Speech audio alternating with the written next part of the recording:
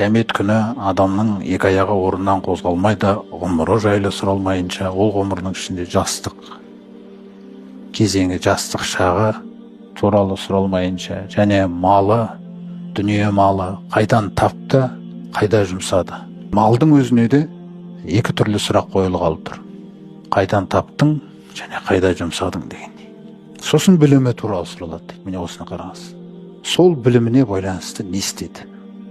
Міне осы нәрселер сұралмайынша орнынан қозғалмайды дейді. Тағы бір риуаятында оған жисмихи деп келген сенімді риуаяты бар. Пайғамбарымыз саллаллаху алейхи мен тәптіштеп түсіндіруге тырысқан денсаулығы туралы сұралады. Денесі туралы, өзіне берілген денсаулық тәні туралы сұралады дейді. Қай жолда оны тоздырды деп.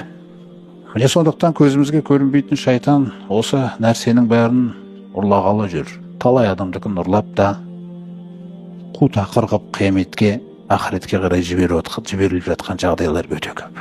Міне соның бәріне куә болып тұрған Алла қаншама замандардың үстінен осы заманмен ант етіп жатыр.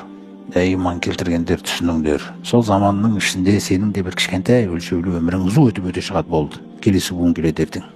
60 жылың, 70 жылың деген не ол? Су өтіп кетеді, бітті. Келесілер келеді.